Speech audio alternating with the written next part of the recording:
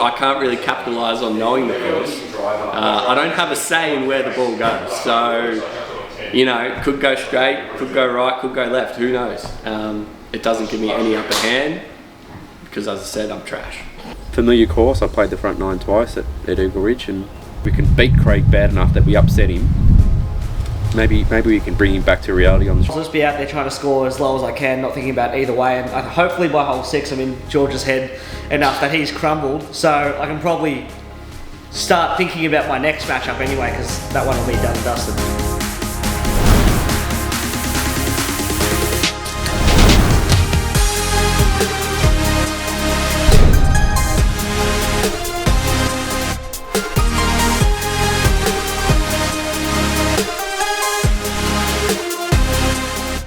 Match play was good, it was interesting. It was interesting.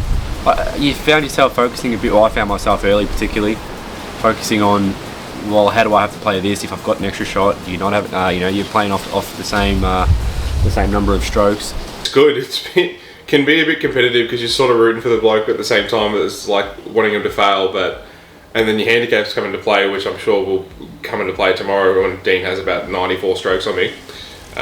But it was good because Hondo and Kyle are pretty similar handicaps, so it was just like we're off scratch anyway. There was a bit of chatter in the build-up, a bit this morning, a bit last week, and a bit yesterday. I think it was the one everyone was looking forward to. We got out on course, I parred the first hole and was one up from there. Probably didn't look back from that point. Craig he went into a crater on the third, and somehow he went and found it and played that out. So I think I held the lead early and sort of consolidated that, which was good. It was a good 9. Things changed after that. Very by the book. No, it's good. I like Craig. He's a nice guy. Good to play with. Yeah, it's safe. Nice. There we are. Give us a thumbs up. That was good. And, you know, everyone's talking up Hondo considering his handicap and he plays, you know, half decent golf. But yeah, no, I felt fine, and then went out there and just finished him early, really. It's upsetting, Steve. I mean, it's unfair, but given how I played today, ultimately it probably doesn't matter.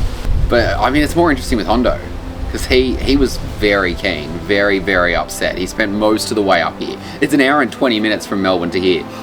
He spent, I reckon, 45 of that complaining about being ineligible, and then he played like shit. So, well, you know, we all can't make the Fridays, and you know, it's probably never been seen before in a tournament when you got championship points for the 3 days and someone just comes up and wins one of these just for the 2 days. So yeah, I think the director of golf is playing a few mind games, you know, sleep in the same room as me, keeping me up all night, being also known as Snorlax. I think that's his renamed nickname in the chat.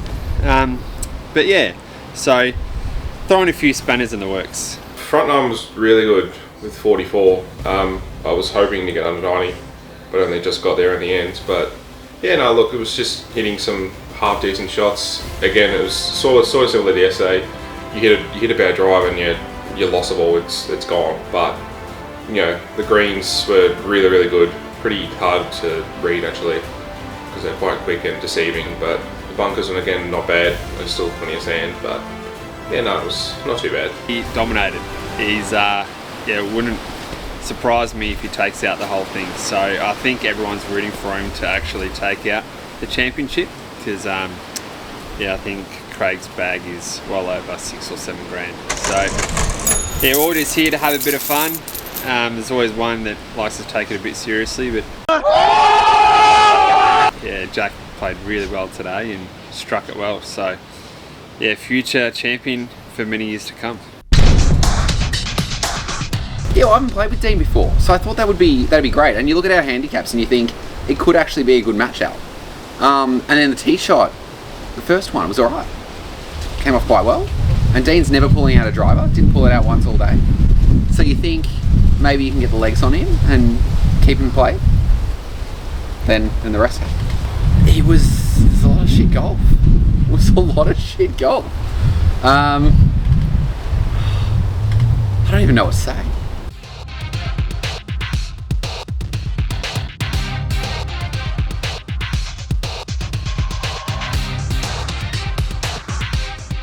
lovely course. I think it's one of the easier courses we've played down here. Do you mean 3 times a year is not enough practice?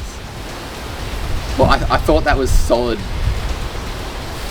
You guys, 40 games a year. Like, come on, this is unacceptable. So third time around on the front 9, felt very comfortable. Knew where I wanted to hit, knew where I needed to go. My skinny par 5 went nowhere near that bunker. It's a lovely course. Lovely course to come down here. Would recommend. Really good. Very green and just really nice. It wasn't too challenging.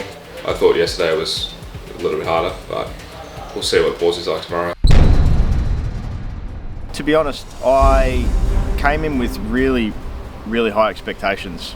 Secretly, I didn't tell anyone else, but everyone was, the group was sort of telling me, no chance, you've got a really low handicap, good luck, you've really rinsed yourself, you played yourself, like sort of DJ Khaled type of stuff. Once we get them back, I'm gonna give them right back to them.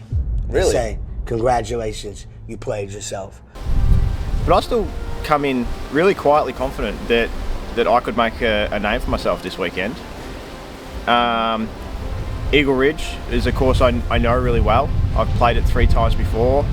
Specifically, the front 9, I knew I drew Kyle McMullen, who's a handy golfer himself. So one, hit a really good drive off the tee. Confidence was high, chest was out. And then I saw Kyle sort of duff a chip shot and I was like, right, this is on. We're going to be really confident here. Put my chip on, putt in for birdie, if not par. I really felt the pressure. I'm not going to lie, like, match play really changed my nerves compared to just playing, just a general stale foot or a stroke play. Like, and it happened on the second shot. The nerves got the better of me. I duffed the chip, chipped on. I ended up bogeying and Kyle parred.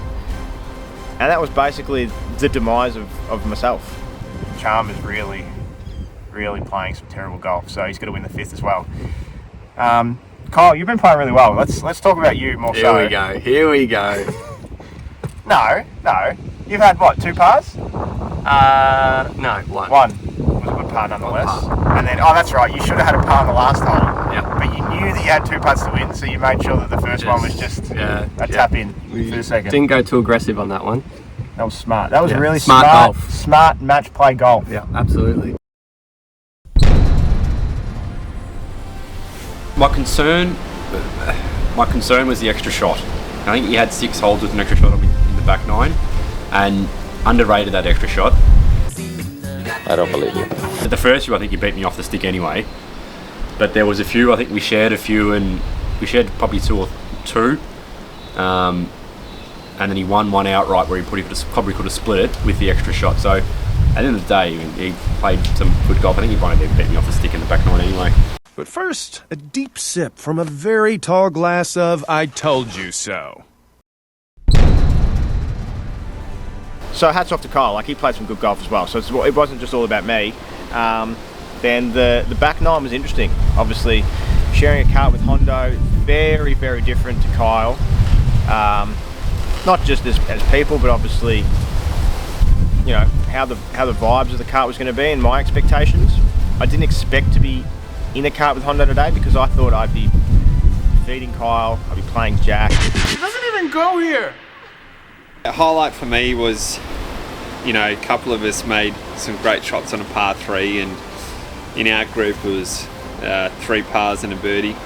I didn't make the green, but had a good chip on, and I thought we had a good group today. So that was probably a highlight for me. And I hit some really good shots throughout the day. Obviously on 9, which didn't count, I hit a super hybrid with my second shot in a par 5 to be with 8 foot for eagle and missed. That'll haunt me for a while. But then going into that back 9, hit some good shots, specifically 17, 150 metre par 3. I think we have the video, so you'll see I'm a foot and a half away, tapped in birdie. It was looking like it might have been the day early. It's at 106 and there's a lot of shots I'd want back in the back 9. I think I had 4 penalties on the back. So it might have even been 5, I'd have to go and check the scorecard. But there's either 4 or 5 penalties in the back, so there's 101. I'm getting there. I think I shot 118 yesterday in difficult condition. I think everyone struggled yesterday. 106 today, on the back of what's typically been 115 plus on the trips. So the golf's getting there. 35 putts again.